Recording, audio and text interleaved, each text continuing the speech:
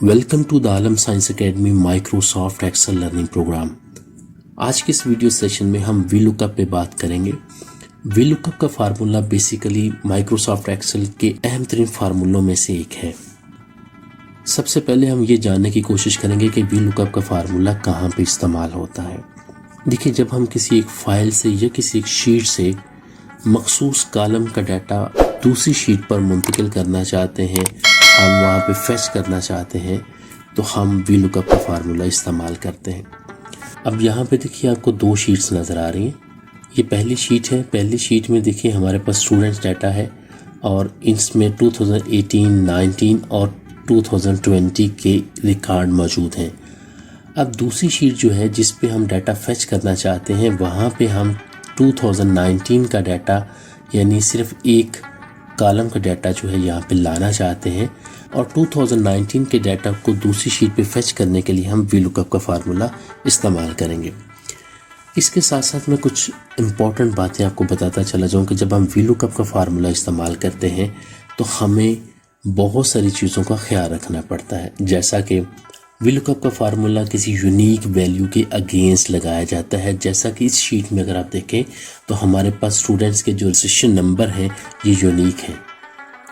नाम भी यूनिक हो सकते हैं, लेकिन समटाइम्स ऐसा होता है कि एक ही नाम के एक से ज़्यादा बच्चे होते हैं, जिस वजह से फिर वो यूनिकनेस उसकी ख़त्म हो जाती है। यूनिक का मतलब है कि उस डाटा सेट में उस एक नंबर जैसा कोई और ना हो, यानी कोई डुप्लीकेशन मौजूद ना हो।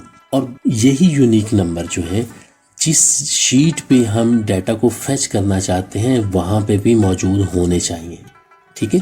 लेकिन इसमें नंबर यानी तादाद मैटर नहीं करती। तादाद ज़्यादा भी हो सकती है, कम भी हो सकती है।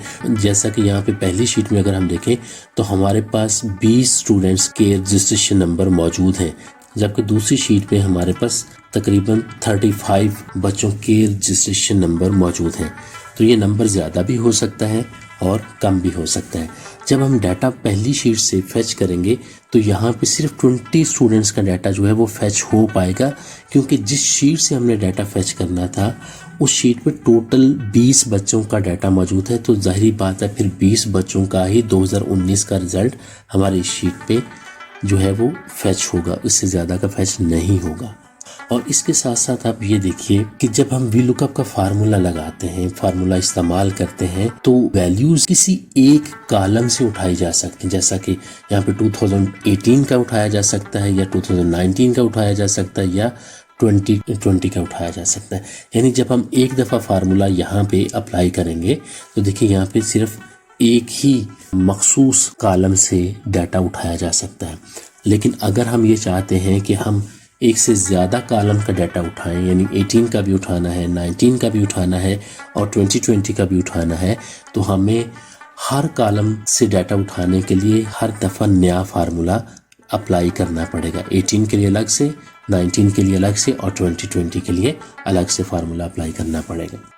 और इसके बाद हम वी लुकअप का फार्मूला इस्तेमाल करके देखेंगे और फिर ये भी देखेंगे कि वी लुकअप का फार्मूला जब हमने एक्चुअली अप्लाई किया तो कौन सी ऐसी कॉम्प्लिकेशंस हैं जो हमारे सामने आई हैं, तो उसको फिर हम डिटेल से देखेंगे। आइए फार्मूला इस्तेमाल करते हैं।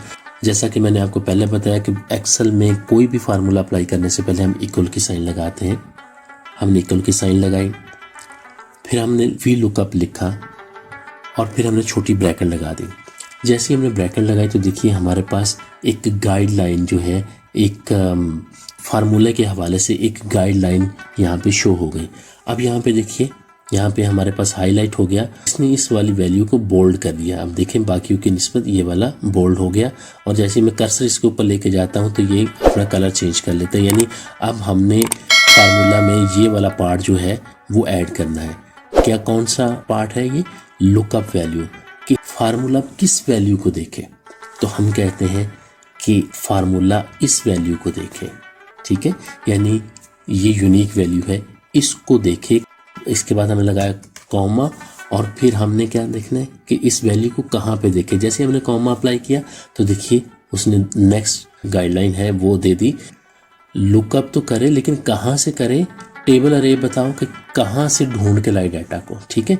तो हमने डाटा कहाँ से ढूंढना था, पहली शीट पे जाएंगे और कहेंगे कि यहाँ से लेके, ठीक है, कहाँ तक ढूंढे, ये 2019 तक, ठीक है। ये हम 2019 तक आए और हमने सारे का सारा डाटा सिलेक्ट कर लिया जिसके अंदर उसने वैल्यू ढूंढनी है, ठीक है। हमने 20 तक सारी वैल्यूज़ और 2019 की सारी वैल्यूज़ को सिलेक्ट कर लिया, कॉमा लगाया। अब फार्मूला देखिए, ठीक है, और यहाँ पे देखिए कह रहा है column index number. Column index का नंबर का मतलब है कि फार्मूला वैल्यू कौन से वाले कॉलम से उठाए, दूसरे से उठाए, तीसरे से उठाए या चौथे से उठाए। तो यहाँ पे ज़रा देखिए, हमने चूंकि रजिस्ट्रेशन नंबर को यूनिक वैल्यू माना तो हम यहाँ से गिनना शुरू करेंगे, 1 2 3 4, तो ये बनता है 4th कॉलम, ठीक है। तो हम लिखेंगे 4, ठीक है, उसके बाद लगाएंगे कॉमा। हमने कॉमा लगाया तो अब वो ट्रू और फॉल्स का ऑप्शन दे रहा है। फॉल्स का मतलब एग्जैक्टली मैच, यानी वो नंबर उठाओ जो कि 100% यानी एग्जैक्टली मैच करता हो, तो हम फिर फॉल्स यहाँ पे लिखेंगे और ब्रैकेट को बंद कर देंगे और साथ ही इंटर का बटन प्रेस किया। अब देखिए जैसे हमने इंटर का बटन प्रेस किया तो यहाँ पे फार्मूला जो है वो नेक्स्ट शीट पे आ गया। अब यहाँ पे फार्मूला में एरर नज़र आ रहा है कि जेड हफीज़ का डाटा हमारे पास मौजूद ही नहीं, वो उठा के नहीं लाया, ठीक है। तो इसमें कोई प्रॉब्लम वाली बात नहीं है। हम जाके देखते हैं कि क्या जेड हफीज़ का डाटा इसमें था या नहीं था। तो देखिए यहाँ पे जेड हफीज़ का डाटा ही नहीं था, क्योंकि मैंने पहले बताया कि यहाँ पे सिर्फ 20 स्टूडेंट्स का डाटा मौजूद है और यहाँ पे हमारे पास 35 स्टूडेंट्स मौजूद थे। तो जाहिर बात है कुछ स्टूडेंट्स का डाटा हमारे पास नहीं आएगा। टोटली हमारे पास 20 स्टूडेंट्स का डाटा फैच होगा, क्योंकि जिस शीट से हमने डाटा फैच किया है वहाँ पे टोटल 20 स्टूडेंट्स का डाटा अवेलेबल है। तो जेड हफीज़ का डाटा ही मौजूद नहीं था, इसलिए प्रॉब्लम वाली कोई बात नहीं। अब यहाँ पे देखिए कि आपको एक पॉइंट नज़र आ रहा है। अब यहाँ पे आप या तो इसको डबल क्लिक कर दीजिए या इसको ड्रैग डाउन कर दीजिए, ठीक है। मैं इसको डबल क्लिक करता हूँ। जैसे मैंने डबल क्लिक किया तो ये फार्मूला तमाम 35 स्टूडेंट्स के अगेंस्ट देखिए कॉपी हो गया। लेकिन यहाँ पे प्रॉब्लम ये आ रहा है कि जो डाटा उठाया है वो सिर्फ और सिर्फ इसमें 3 स्टूडेंट्स का डाटा हमारे पास आया है, इसके अलावा डाटा हमारे पास किसी स्टूडेंट का नहीं आया। अब यहाँ पे मैटर वाकई सीरियस हो गया कि कोई फार्मूला में एरर है या कुछ और मसला है। तो जो अब बात मैं करने जा रहा हूँ उसको आपने इंतहाई गौर से समझना है। अब हम वीलुकअप के फार्मूले को कम्प्लीटली डिटेल से समझने की कोशिश करेंगे कि वीलुकअप का फार्मूला एक्चुअली वैल्यूज़ को कहाँ से उठा रहा था और अगर वैल्यू नहीं उठाई तो क्यों नहीं उठाई। हम पहले सेल से शुरू करते हैं। यहाँ पे देखिए हमने फार्मूले को अब डिटेल से समझना है। हमने पहले फार्मूले में कहा वीलुकअप करो, ठीक है, जैसे ये आपको नज़र आ रहा है। वीलुकअप जाके देखो भाई किसको, B2 की वैल्यू को। B2 की वैल्यू आपके सामने है, ये वाली, ठीक है। यानी इसको ढूंढना है। कहाँ पे ढूंढना है, कह रहे जी स्टूडेंट डाटा वाली शीट में। अब देखिए ये स्टूडेंट डाटा वाली शीट थी, इस पे जाके ढूंढो, ठीक है। कहाँ से ढूंढो, पूरी शीट में से। कह रहे जी B2 से लेके E21 तक। अब देखिए हम उस शीट पे जाते हैं और उस शीट पे क्या है कि ये B वाला कॉलम था, B2 से लेके यानी ये 2 और ये B, ठीक है। B2 से लेके कहाँ तक ढूंढना है, E21 तक। ये E का कॉलम और ये 21 का कॉलम, ठीक है। तो इसके अंदर अंदर ढूंढो, अगर मिलता है तो उसकी वैल्यू को उठा लो। अब यहाँ पे हमारे पास 4 कॉलम नज़र आ रहे हैं। रजिस्ट्रेशन नंबर है, स्टूडेंट नेम है, 2018 का स्कोर है और 2019 का स्कोर है। तो वो कौन से स्कोर को उठाए। अब हम फार्मूले पे वापस जाते हैं तो वो कह रहा है 4th कॉलम को उठाओ, ठीक है, यानी जो चौथा कॉलम था उसको उठाना था। अब देखते हैं चौथा कॉलम कौन सा था, G1 2 3 4। अब देखिए चौथा वाकई कॉलम जो था वो 2019 का था, यानी यहाँ तक फार्मूला हमारा बिल्कुल ठीक है, कोई एरर नहीं है। अब हम एक टेक्निकल बात समझने की कोशिश करते हैं। यहाँ पे ज़रा गौर कीजिएगा कि ये जो वैल्यूज़ हैं ये कैसे चेंज होते हैं। अभी जो पहले सेल में वैल्यू है वो कह रहे हैं कि आप स्टूडेंट डाटा की शीट में B2 से लेके E21 तक डाटा को ढूंढो, ठीक है। अब ज़रा हम नीचे वाले पे देखते हैं। यहाँ पे देखिए वो आ गया B3 से लेके E22 तक। यहाँ पे देखिए B4 से लेके E23 तक, B5 से लेके E24 तक, और ये बढ़ता जा रहा है। अगर मैं नवीद की बात करूं तो नवीद के फार्मूले में देखिए, नवीद को कह रहा है कि ढूंढो B11 से लेके E30 तक। और देखिए अगर स्टूडेंट डाटा में नवीद का नंबर जो है वो अगर B11 से ऊपर हुआ तो इसका मतलब है कि वो इस फार्मूले में से वैल्यू को नहीं उठाएगा, क्योंकि हमने तो कहा, फार्मूला कह रहा है कि B11 से उठाना शुरू करना है। देखिए उसने कहा B11 से शुरू करो, और ये बन रही है B11, ठीक है, ये बन रहा है B11, यानी मारिया से नीचे B11 से लेके आगे जाना है उसने, जबकि नवीद जो है वो पहले नंबर पे मौजूद है। तो ये प्रॉब्लम फार्मूला में आ रही है, यानी हम फार्मूले को जो इंस्ट्रक्शन दे रहे हैं वो सही नहीं दे रहे। फार्मूला सही काम कर रहा है लेकिन इंस्ट्रक्शन हमारी तरफ से क्लियर नहीं है।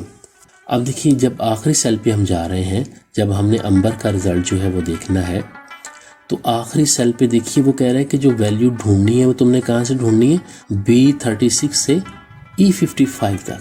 अब यहाँ पे जाके देखते हैं B36, ये 36, ठीक है, यहाँ से यानी इस वाले सेल से ढूंढना शुरू करो, और कहाँ पे जाना है, E के 55 तक।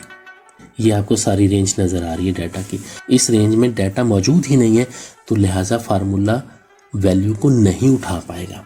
डाटा हमारा बेसिकली जो मौजूद है वो है B2 से लेके E20 तक मौजूद है, इससे आगे डाटा मौजूद नहीं है। तो हमें बेसिकली फार्मूले को लॉक करना पड़ेगा, उसको फ्रीज करना पड़ेगा कॉलम्स को, कि जब भी डाटा उठाओ B2 से लेके E21, इससे आगे पीछे नहीं जाना। इस काम को कहते हैं फ्रीज करना, या सेल्स को लॉक करना, या कॉलम्स को लॉक करना। तो अब हम इसको लॉक करके देखते हैं कि हम लॉक कैसे करेंगे, और फिर क्या उससे हमारे पास रिजल्ट आएगा कि नहीं आएगा। अब देखिए, अब मैं ये चाहता हूँ कि वो पहली बात तो ये कि B में से ही ढूंढे, कहीं दाएं बाएं ना हो जाए। तो मैं B से पहले क्या लगाऊंगा, डॉलर साइन लगाने के लिए शिफ्ट और 4 का बटन प्रेस करना है, ठीक है। अब जब वो वैल्यू ढूंढेगा ना स्टूडेंट डाटा शीट से, तो वो किसी भी सूरत में B को नहीं छोड़ेगा, ठीक है, वो B से ही वैल्यू को उठाएगा। अब इसके बाद 2 के साथ भी मैंने डॉलर साइन लगा दी, यानी अब B2 फिक्स कर दिया मैंने कि B2 से स्टार्ट करेगा, इसके अलावा किसी से स्टार्ट नहीं करेगा।